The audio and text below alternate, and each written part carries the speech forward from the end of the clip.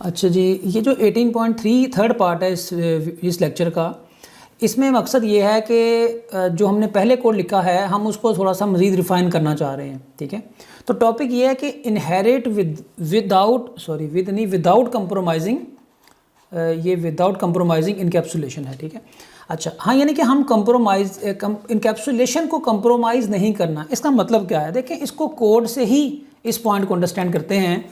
अभी तक जो हमने कोड लिखा है ना, अगर आप इसमें आए स्टूडेंट की क्लास में ख़ास तौर पे, तो देखें जो हमारा आईडी और नेम का एट्रीब्यूट था, आल्दो कि हम इसको इनिशलाइज कर रहे हैं, अपनी रिक्वायरमेंट को पूरा कर रहे हैं, और ये हम इनिशलाइज भी खुद नहीं कर रहे, पर्सन की क्लास से इनिशलाइज करवा रहे हैं उसका कंस्ट्रक्टर कॉल करके, जो कि एक अच्छी प्रैक्टिस है कि भाई अगर एक कोड पहले लिखा हुआ मौजूद है जो हमारे डेटा को इनिशलाइज करता है तो हमें उसे ही कॉल करना चाहिए।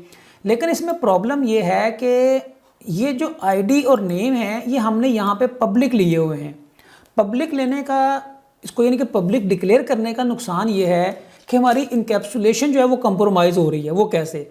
आपको याद है कि इनकैप्सुलेशन के लेक्चर में मैंने आपको बताया था कि जो आपका डेटा होता है वो हम ऑब्जेक्ट ओरिएंटेड सॉफ्टवेयर डेवलपमेंट के अंदर डायरेक्टली एक्सपोज नहीं करते, उसको प्राइवेट के तौर पर डिक्लेयर करते हैं और गेट सेट बनाकर उसको एक्सपोज करते हैं, ताकि अगर हमने कोई पॉलिसी, कोई कंस्ट्रेंट, कोई वैलिडेशन रूल हमने अगर अप्लाई करना हो तो वो हम उन मेथड्स के अंदर जो है उसको डिफाइन कर सकें, चाहे वो हमने अपडेट के लिए करना है या उसको रीड के लिए करना है। तो इसका मतलब क्या हुआ कि अगर मैं इसको इनकैप्सुलेट ना करूं, बेशक हमारी चाइल्ड क्लास सुपर को यूज़ करके इनिशियलाइज करवा रही है, लेकिन चाइल्ड क्लास इसको डायरेक्ट भी एक्सेस कर सकती है। अभी तक देखें this.id इज इक्वल टू 20, इनके ये कोड अभी तक वैलिड है क्योंकि मैंने उनको वहाँ पे पब्लिक रखा हुआ है। ये कोड ऐसे नहीं होना चाहिए क्योंकि इससे मैं अपनी चाइल्ड क्लासेस को ये अथॉरिटी दे रहा हूँ कि वो मेरे डेटा को डायरेक्टली चेंज करे। दैट मीन्स के चाइल्ड क्लासेस हमारे डेटा को करप्ट कर सकती हैं। ठीक है, और दूसरी बात ये कि ऑब्जेक्ट ओरिएंटेड डिज़ाइन में डेटा की जो प्रोटेक्शन है, यानी कि डेटा की जो वैलिडेशन है, वो जिम्मेदारी किसकी होती है?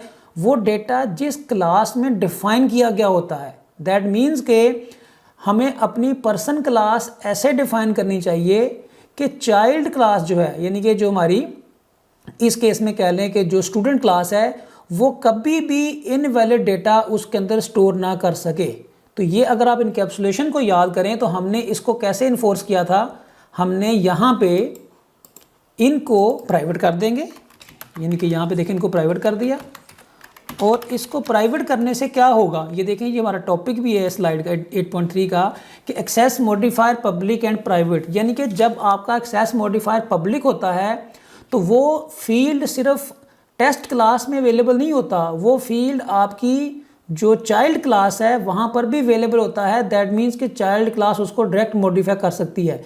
लेकिन जब हम प्राइवेट कर देते हैं तो private attribute and methods are not inherited in the subclasses, यानी कि दैट मीन्स के जो प्राइवेट है वो अब सब क्लास में अवेलेबल ही नहीं है। तो अगर सब क्लास उसको गलती से फॉर एग्जांपल उसको चेंज भी करती है, जैसे यहाँ पे देखें ये स्टूडेंट की क्लास है और हमने आईडी को फॉर एग्जांपल -20 या कोई भी ऐसा डेटा दे दिया जो वैलिड नहीं था, तो देखिए ये कंपाइल टाइम एरर है और ये कह रहा है ID has private access in person class, यानी कि ये प्राइवेट है। दैट मीन्स कि हम यहाँ पे उसको एक्सेस नहीं कर सकते। तो ये इस तरीके से हम इस बात को इंश्योर कर सकते हैं कि हमारी इनहेरिटेंस भी हो रही है, यानी कि आईडी और नेम हम यहाँ से देखें यूज़ कर रहे हैं, इनिशलाइज करवा रहे हैं पेरेंट क्लास का कंस्ट्रक्टर कॉल करके, लेकिन हम उसकी इनकैप्सुलेशन भी कंप्रोमाइज़ नहीं होने दे रहे।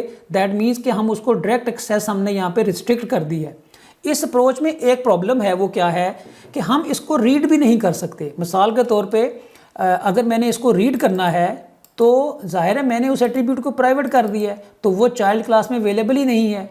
तो मैं उसको रीड अगर करने की कोशिश करूँगा, जैसे अगर मैं M2 से फॉर एग्जांपल यहाँ पे प्रिंट करूँ कि भाई आईडी को प्रिंट कर दे, तो ये इनवैलिड है। वो कह रहा है कि भाई ये जो फील्ड है ये प्राइवेट है, इसको आप ना तो अपडेट कर सकते हैं और ना आप इसको रीड कर सकते हैं। इसका मतलब क्या हुआ कि अगर मैं चाहता हूँ कि मेरी चाइल्ड क्लास इसको रीड कर ले तो मुझे यहाँ पे जाके इस फील्ड के लिए प्रॉपर जो है वो एक गेटर बनाना पड़ेगा अगर मैं सिर्फ रीडिंग की इजाज़त देना चाहता हूँ। तो देखें अब मैं अपनी जो चाइल्ड क्लास है वहाँ से इसको रीड कर सकता हूँ, लेकिन कैसे करूँगा, गेट आईडी के ज़रिए करूँगा, यानी कि मुझे उसकी एक्सेस मिल गई है रीड करने की, ठीक है।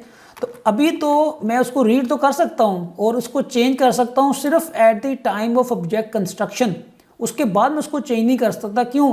क्योंकि अगर मैं चेंज करने की कोशिश करूँगा I D is equal to for example 20, तो वो कहेगा भाई आई डी तो प्राइवेट है। दैट मीन्स कि अगर मुझे इसको चेंज करने की इजाज़त देनी है चाइल्ड क्लास को और टेस्ट कोड में जो मेरी क्लास है, तो मुझे यहाँ पे क्या करना पड़ेगा, इसका जो सेटर है वो भी डिफाइन करना पड़ेगा आईडी के एट्रीब्यूट का। तो अब देखें कि जो भी जब भी मैंने इसको अपडेट करना होगा तो मैं अपनी ये जो क्लास है चाइल्ड क्लास किसी भी जगह से, चाहे तो आप यहीं से कॉल कर लें, चाहे आप किसी मेथड से कॉल कर लें, जहाँ से भी कॉल करना चाहते हैं। आप फ़र्ज़ करें यहाँ पे कहें कि भाई M2 ने कोई भी वैल्यू चेंज कर दी, हो सकता है वो वैल्यू यूज़र ने दी हो, पैरामीटर में आई हो, जो भी आई है ये मैटर नहीं करता। असल बात ये है कि आईडी की वैल्यू अब हम चेंज कर सकते हैं। कैसे करेंगे, हम कहेंगे सेट आईडी और इसको जो भी आईडी है वो पास कर देंगे तो ये सेट हो जाएगा। अब एक पॉइंट रह गया कि भाई इसकी वैलिडेशन किसकी ज़िम्मेदारी है कि डेटा वैलिड है कि नहीं। तो देखें ये ज़िम्मेदारी उस क्लास की है जिसके अंदर ये आईडी डिफाइंड है। दैट मीन्स कि अगर मैं चाहता हूँ कि इसकी वैल्यू 0 से हमेशा ऊपर हो तो ये रूल मैं यहाँ जाकर अप्लाई करूँगा, यहाँ पे जाकर कहूँगा कि इफ़ जो आईडी पास हुआ है वो ग्रेटर देन 0 है तो तब उसको इनिशियलाइज करना है, ठीक है। और इससे ऑटोमेटिकली अगर मैं यहाँ से गलत वैल्यू पास करूँ तो वो इनिशियलाइज नहीं होगी, वो वहाँ पे कोई एरर मैसेज प्रिंट कर देगा, वो भी हमने स्किप कर दिया है सिंप्लिसिटी के लिए। लेकिन इसकी वैल्यू -20 अगर भेजेंगे तो वो सेट नहीं होगी। एक बात ये। दूसरी बात ये इनकैप्सुलेशन से रिलेटेड ये है कि अगर आपने कोई कंस्ट्रेंट डिफाइन किया हुआ है अपने डाटा की अपडेट के ऊपर, तो आपको चाहिए कि यहाँ से फिर उसी को कॉल करें, सेट आईडी के ज़रिए ही उसको सेट करवाएं। और यही वाला काम जो है वो नेम के लिए भी कर लेते हैं। हम कहते हैं जो हमारा नेम का फील्ड है उसके लिए भी गेटर सेटर होने चाहिए और यहाँ पे सेट नेम कॉल करेंगे और इसको, यानी कि वो जो हमने इनकैप्सुलेशन के प्रिंसिपल्स पढ़े थे, आपने इनहेरिटेंस ऐसे करनी है कि वो प्रिंसिपल वायलेट नहीं होने चाहिए। अगर आपकी पेरेंट क्लास ने कोई रूल, कोई कंस्ट्रेंट डिफाइन किया है डेटा को अपडेट करने के लिए, वो आपका वैलिडेट होना चाहिए, फुलफिल होना चाहिए। तो देखें इस केस में हम बिल्कुल ज़बरदस्त काम कर रहे हैं कि जो डेटा आता है वो पेरेंट क्लास को दे देते हैं और पेरेंट क्लास उसके सेटर्स के ज़रिए वो कंस्ट्रेंट भी इन्फोर्स कर देती है और हमारा डेटा इनिशियलाइज हो जाता है। और अगर हमने उस डेटा की रीड राइट एक्सेस देनी है अपनी चाइल्ड क्लास को, तो चाइल्ड क्लास देखें उसको राइट भी कर सकती है और अगर उसने रीड करना है तो गेट आईडी करके रीड भी कर सकती है। जहाँ तक रही ये बात कि भी -नेगेटिव नंबर नहीं स्टोर होना चाहिए, तो ये जिम्मेदारी हमारी पेरेंट क्लास ही पूरी कर रही है कि अगर वो गलत डेटा आएगा तो वो उसको स्टोर ही नहीं होने देगी। तो इस तरीके से आप जो है वो इनहेरिटेंस करते हैं ताकि आपका जो यानी कि जो इनकैप्सुलेशन के जो प्रिंसिपल्स हैं वो वायलेट ना हों। कभी भी ये नहीं करना होता कि भाई पेरेंट क्लास में जितनी भी चीज़ें हैं उसको पब्लिक कर दें और जो हमारी चाइल्ड क्लासेस हैं उसको जैसे उनकी मर्ज़ी है वो मॉडिफाई करती रहें। इसी तरह जो कोर्स नेम है हमें चाहिए कि इसको भी प्रॉपरली इनकैप्सुलेट कर लें। तो आल्दो कि इसका इनहेरिटेंस से ताल्लुक़ नहीं है, लेकिन ये जस्ट एक अच्छी प्रैक्टिस है कि आप यहाँ पे कह दें इसका गेटर सेटअप बना रहे हैं और इस तरीके से आप इसको कवर कर लें। तो रिलेटेड प्रॉब्लम क्या है, आपको पता है कि टेस्ट क्लास में हम कोर्स नेम को एक्सेस कर रहे हैं, तो यहाँ पे अब हम क्या करेंगे, गेट कोर्स नेम जो है वो कॉल करेंगे। और देखें जो गेटर मेथड्स हैं ना हमारे, जो गेटर मेथड हैं आईडी और नेम के, वो भी यहाँ पे अवेलेबल हैं। फॉर एग्जांपल यहाँ पे मैं स्टूडेंट डॉट गेट आईडी भी कॉल कर सकता हूँ और उसका जो नेम है मैं ये भी रीड कर सकता हूँ, गेट नेम। बिल्कुल ये हमारे पास रीडेबल है। ये एरर क्यों आ रहा है, ज़ाहिर है हमने वो कंस्ट्रक्टर ख़त्म कर दिया, हमने आईडी और नेम वाला डिफ़ाइन कर दिया है।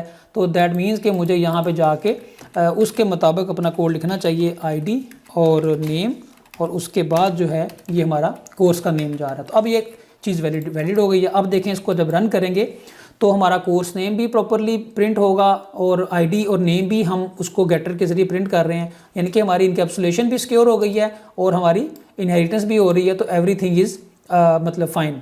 अब इसमें सिर्फ एक पॉइंट रह गया है कि भाई अगर मैं चाहता हूँ कि ये जो फील्ड है मेरा, फॉर एग्जांपल ये जो आईडी का फील्ड है ये वाला, ये फील्ड चाइल्ड क्लास में तो एक्सेसिबल होना चाहिए using setter method for example, लेकिन जो मेरी टेस्ट क्लास है ये वाली, इस क्लास में ये अवेलेबल नहीं होना चाहिए, ठीक है।